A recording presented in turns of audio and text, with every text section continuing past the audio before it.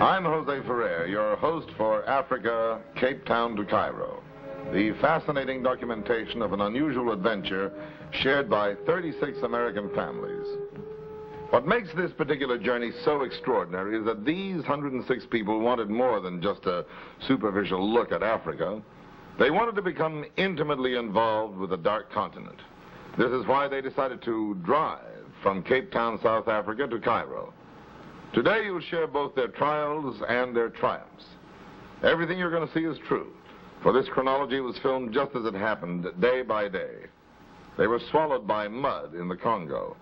Blinding sandstorms in the Nubian desert whipped them without mercy. They suffered everything from broken hearts to broken axles. They planned on 3 months, and it took them 7. And they clocked over 12,000 miles.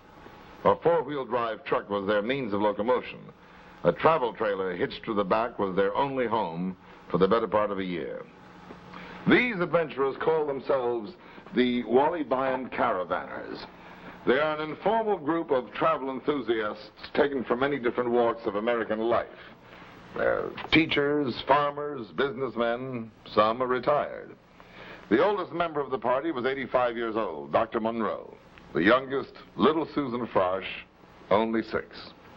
Now, this was their plan.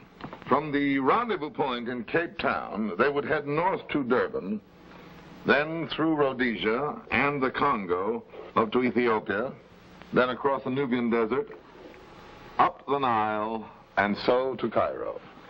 I found their experiences tremendously interesting, and I think you will too.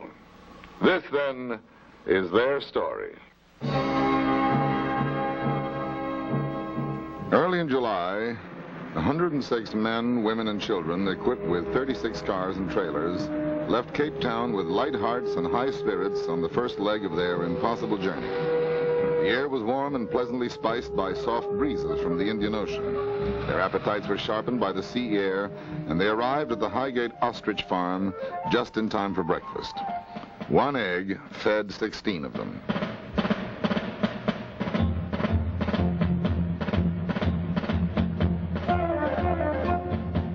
That baby bird you're looking at will stand 7 feet high and weigh 300 pounds in about a year. And the ostrich would rather fight than hide his head in the sand. The exquisite iridescent plumes are taken from the younger birds, while the older ostriches turn up in fashionable shops in the form of shoes, wallets, and purses.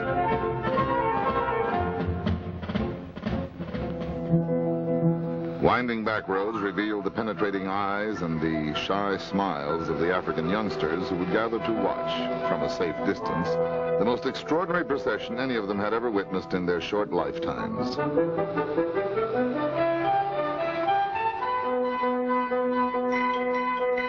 In a small golden valley, the caravanners made their first contact with the natives. The Maasai people are the cattle ranchers of southeastern Africa. A very independent breed, but surprisingly outgoing with a ready smile for the passing stranger.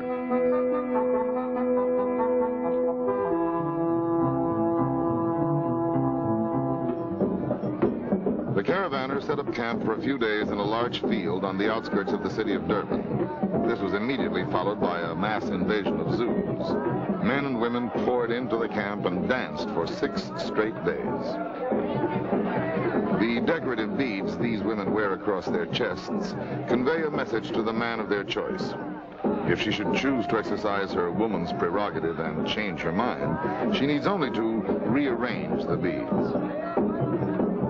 This kind of dancing requires sustenance, and occasionally the dancing groups would pause for a little nourishment. These girls are taking time out for a few handfuls of the African staple, mealie mush.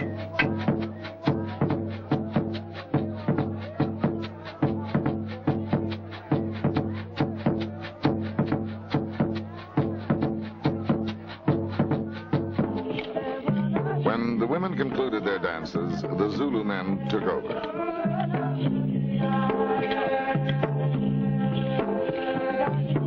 Several days later, the caravanners arrived in the little village of Mazingili, where more tribesmen turned out to dance. Neither the dance nor the music is written. It is taught to one generation by another, and somehow the choreography remains surprisingly consistent.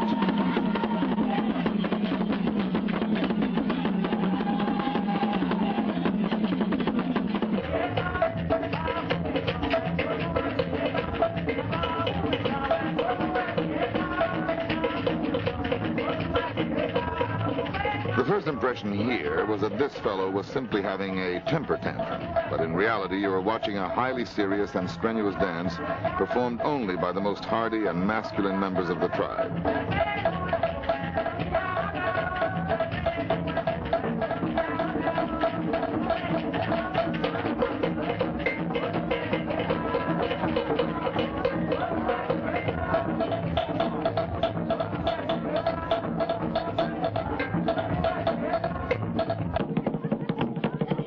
To the outsider, the frenetic body vibrations of the highly trained shimmy dancers are an endless source of fascination.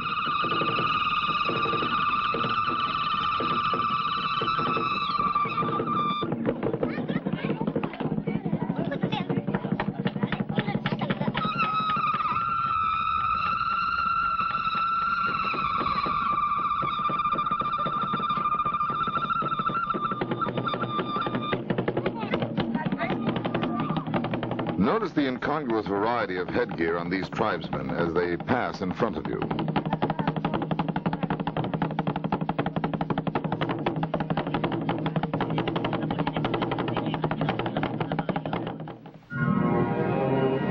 A few days later, the caravan entered the famed Kruger National Park, one of the animal kingdom's last remaining footholds in the war against the legions of progress. They receive few but strict instructions. You must return to the compound by 6 each day, where you are locked up for the night. You cannot get out of your car for any reason, and elephants have the right of way. As if on cue, all the animals that inhabit the African adventure stories leaped out of their pages and came to life. The elephant is hopelessly myopic, and anything over 30 yards away is nothing more than a blur. But his sensitive nose can zero in on you like radar over a mile away.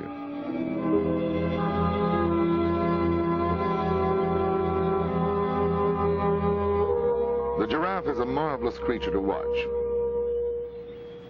He is the tallest of the jungle animals and finds his food fresh and untouched 23 feet above the ground.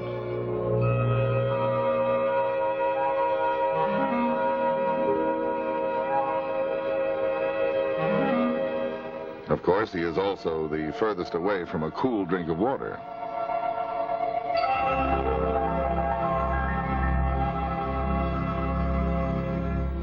The old Africa was a haven for thousands of fascinating jungle animals. But as the new Africa emerges, civilization and the needs of modern cities are driving them all toward extinction.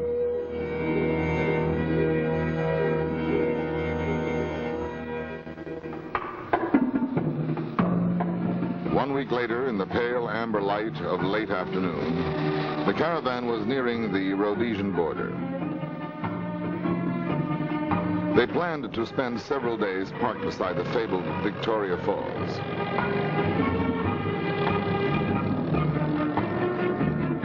On the way to the Great Falls, the caravan quite accidentally came upon the famous Zimbabwe ruins, sometimes called the African Acropolis and the site of what appears to have been an ancient civilization.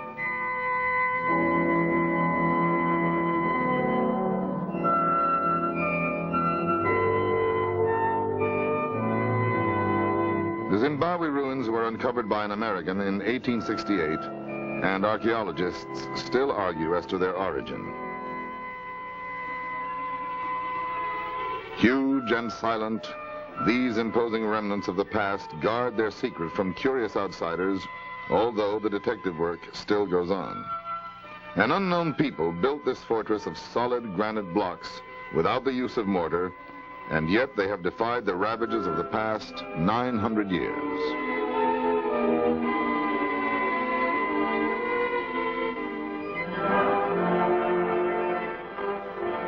You are now flying 600 feet above Victoria Falls, spectacular work of nature created when the rushing waters of the Zambezi River were interrupted by a huge gash a mile wide and 400 feet deep. So vast is the sight, the eyes cannot embrace it. So great is the sound, the roar stays in your ears long after you have left.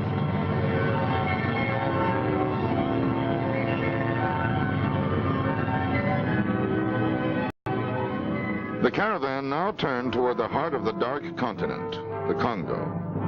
The caravanners didn't know it, but they were at this moment leaving any form of paved roads, city conveniences, or civilization as we know it far behind them. At the border, they learned there was a Bantu settlement not too far away. They decided to locate it in the hopes of replenishing some of their food supplies, which were beginning to run low.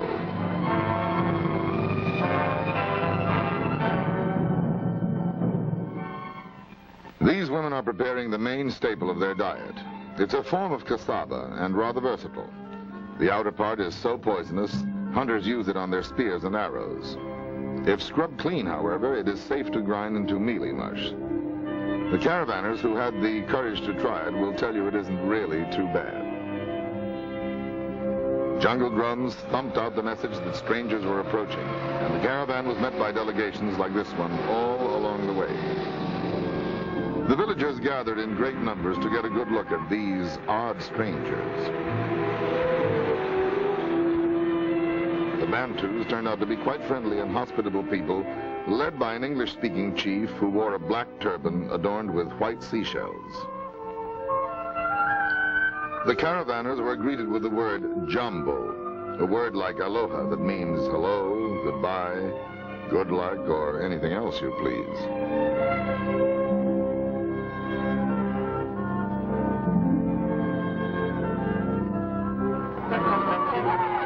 To this day, Bantu children probably think this is a typical American ceremonial dance.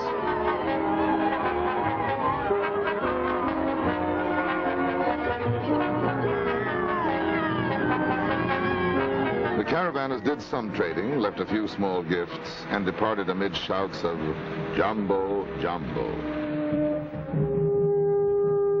The caravan now turned toward the land of the legendary Watusi, the giant men of Africa. Occasionally, however, they would run out of road altogether. They made arrangements to cross the Luava River on a homemade barge that you simply wouldn't use unless you were desperate. And by this time, they were. It took courage to put everything they owned aboard the makeshift ferry, but with no alternative open to them, they placed 36 trucks and trailers on board and said their prayers. In 2 days, everyone was safely across.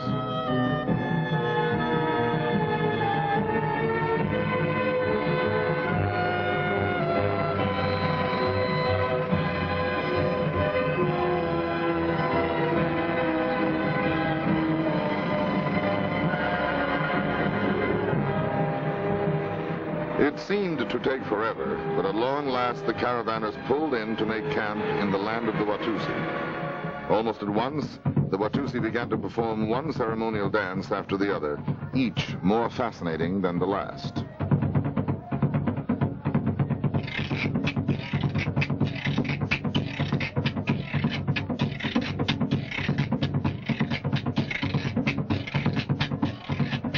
Even the Watusi children made their contribution.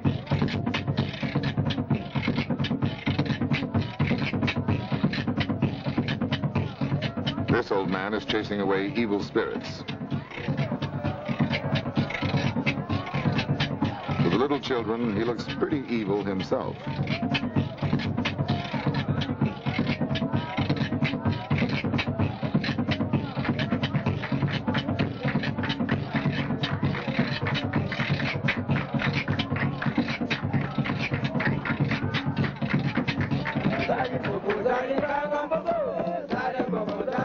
Brilliantly attired in feathers and beads, this group of Watusi tribesmen perform an allegorical dance that recalls the old tribal wars of years ago when entire armies would dance in preparation for battle.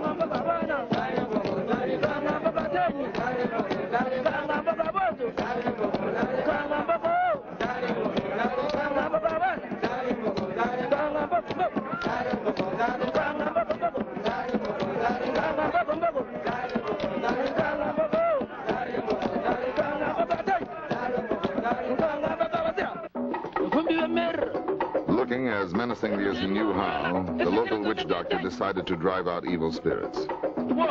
Another native, playing the part of evil, picked up his spear and set out to make the witch doctor earn his victory.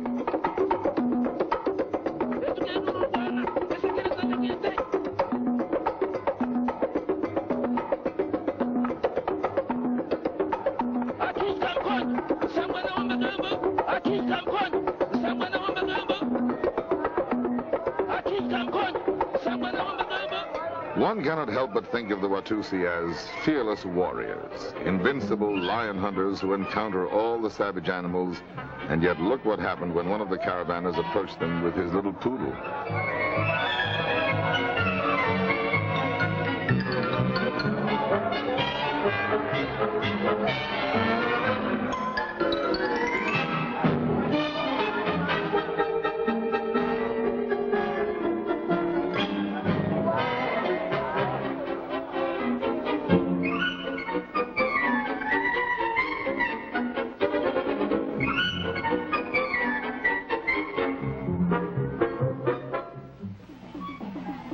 The following afternoon, the caravanners hiked to a small village on the shores of Lake Tanganyika, where it was said the witch doctor would tell you your fortune with amazing accuracy.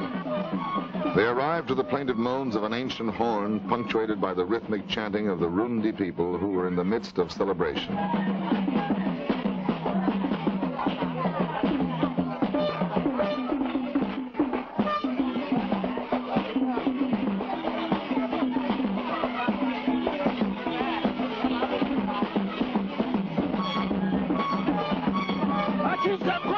Witchcraft is very serious business here, and the renowned witch doctor began at once to drive away any demons that may have come in with the caravanners. The caravanners told the good doctor that they were destined for Cairo. Would they make it safely by Christmas? He rolled out the bits of bone and announced, "I see trouble on the great desert. I see a camel driver. He brings you a message."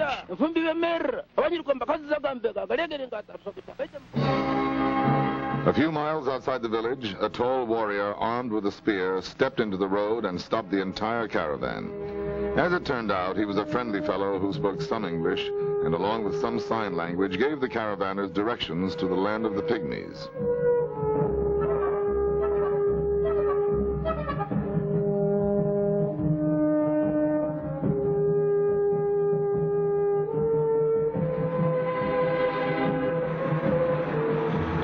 The dense foliage of the Ituri forest was alive with hundreds of curious and suspicious pygmy people who peered at the strange invaders who rumbled noisily through their forest. The less timid ventured onto the road and waved their welcome.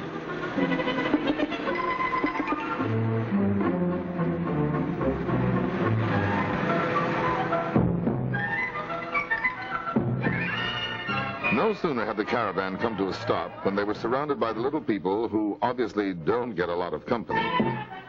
Apparently, none had ever seen a balloon before, and when the caravanners blew them up, the pygmies became as excited as children at a carnival. Heads up, fellows.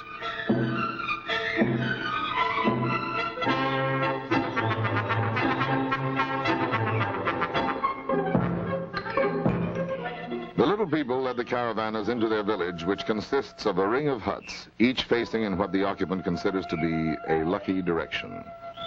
The pygmy women are the homemakers and spend their day beautifying themselves and grooming the youngsters.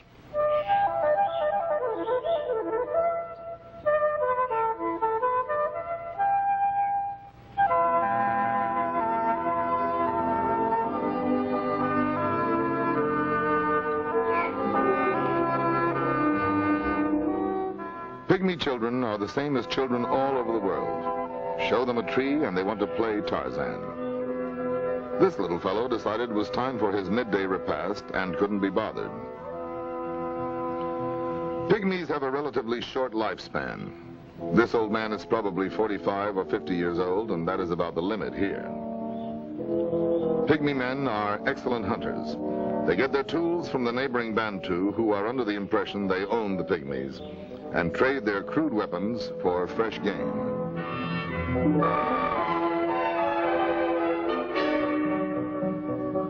The Pygmy's life is simple almost to the point of envy. What little clothing he needs is made without the aid of needle and thread. The bark from the fig tree is pounded until the pulp is as a piece of cloth. A common bush yields the red dye, and the little finger painting gives it the flair of an original.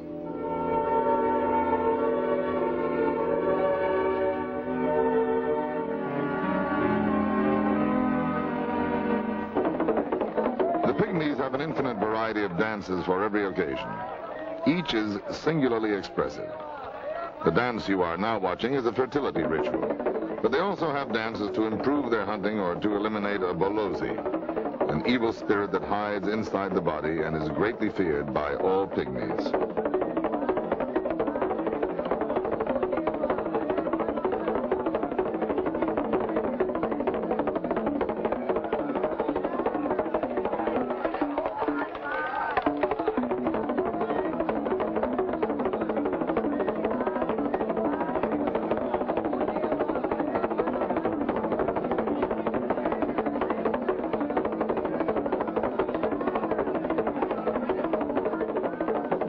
Here is one of the most fascinating examples of African mime ever filmed. The Pygmies call it the monkey dance. The caravanners would throw out bits of candy and the ingenious mimics would retrieve them monkey fashion. Notice how even the most subtle actions of the monkey are duplicated with perfect fidelity.